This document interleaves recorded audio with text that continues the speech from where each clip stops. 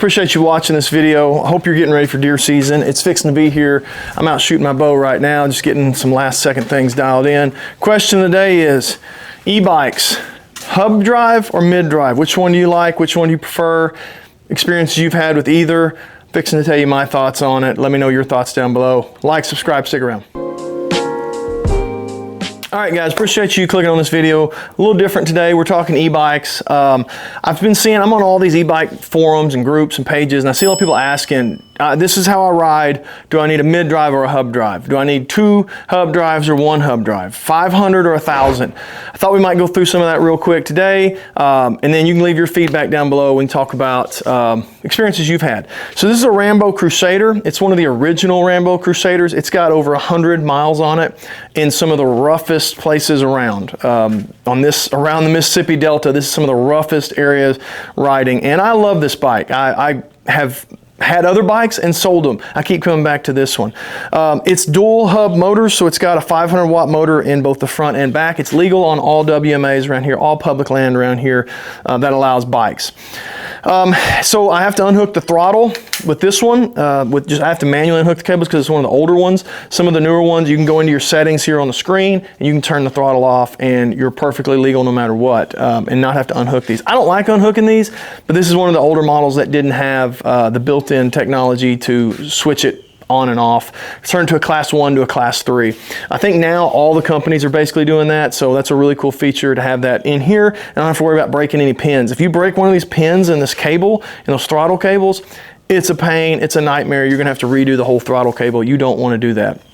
So the benefit of the hub drive, I got 500 on each wheel, so if I get in some mud, the front tire can pull me out of it if the back tire is just spinning. I have had that happen, and yes, it works. It is a benefit. If you're in slick rocks crossing creeks, you'll get some of that. The rear tire will slip and spin, but the front tire will keep on digging, or vice versa. It does help in those situations. If you're in flatland, delta, swampy stuff, I definitely recommend dual hub motors. Now, if you're just riding gravel roads down the edge of a field to then get out and walk to your spot, you could get away with 1 hub motor and it could be a 500 by itself and have no problem. It'll go as fast as you want to go without bouncing you off. It'll do everything you want to do.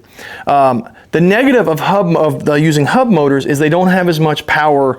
They don't get a mechanical advantage in gear and be able to climb a mountain quite as well, a really steep mountain. Now, we use the term mountains and hills a little liberally. Who knows what's what and how do you define that? I don't know, but I know around here in Arkansas, in the Ozark Mountains, a mid-drive motor, not a hub motor, a mid-drive motor that's right here at the pedals, a 1,000 watt that you could gear down here on the handlebar and get in first gear, would climb like crazy.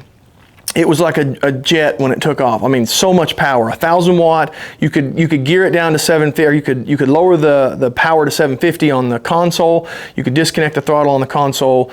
It would take off. It'd fly, and it would climb great. The problem is all of them, and I'll turn this down here.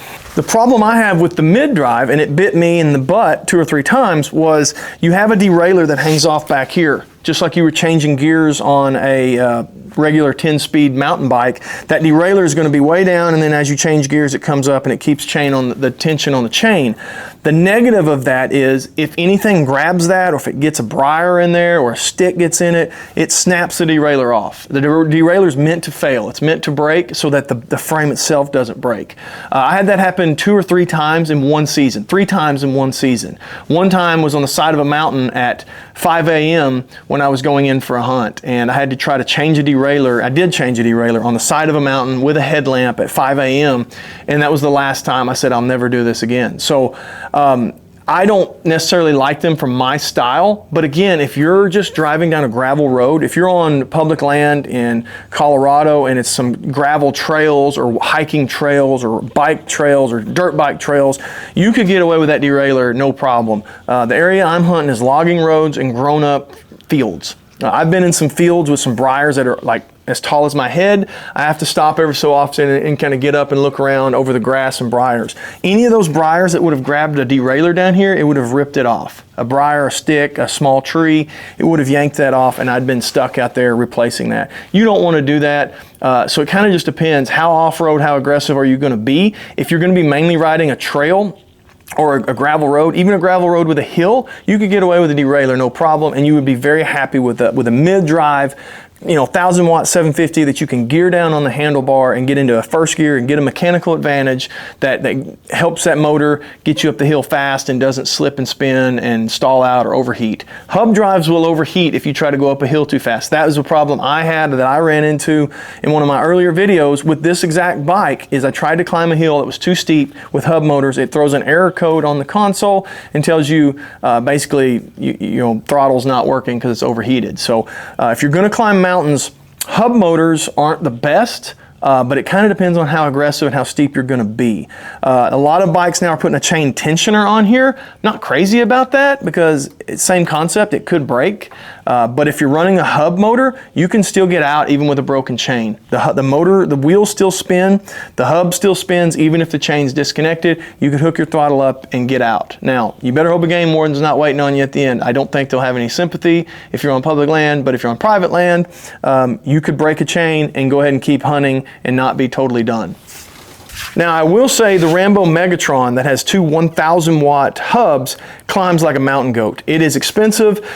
It's a great bike, it's a heavy bike, it's a big bike, but it climbs like crazy even with just hub motors. I tested one of those in an earlier video. Go check it out. It's a great bike. It'll climb almost anything you can imagine. It climbed these Ozark Mountains, no problem. So I definitely recommend the two 1,000 watt hubs, but the Crusader is kind of the middle of the ground, the two 500 watt hubs.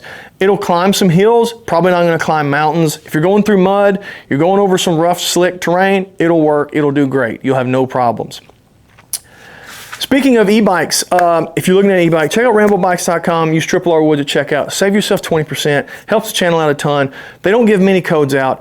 I don't know of any codes other than the R Woods code that are out there, so please use R Woods and it'll save you 20% and helps the channel out. Thank you. So it really depends on what you're wanting to do. If you're wanting to drive gravel, nice trails, I would go with the mid-drive and a 8-speed, 1,000 watt motor, gear it down to first gear, second gear, third gear. You could get some speed at higher gears. You could climb mountains at lower gears.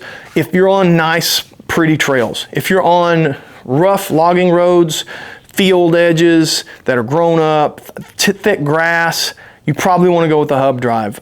It really is up to you. There's not any other real benefit, pros or cons that I can think of. If you can think of some, leave them down below. Experiences you've had down below. I know some of the new ones are doing an internal derailleur, so inside the mid-drive itself, they've got the ability to change gears and it doesn't catch on stuff. I'm looking at getting one of those in the spring. I'm going to ride this Crusader through this season. One more season with the Crusader. It's done great.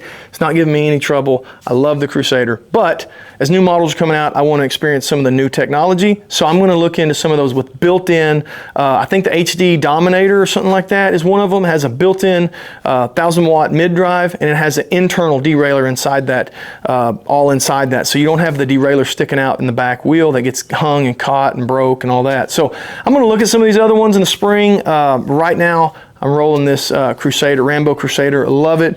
Wouldn't change anything about it. Let me know your comments down below. I appreciate you watching, sticking around to the end. Like, subscribe, leave a comment. It means a ton. Check out the Patreon. We're doing a lot of cool giveaways on the Patreon. It's linked down below.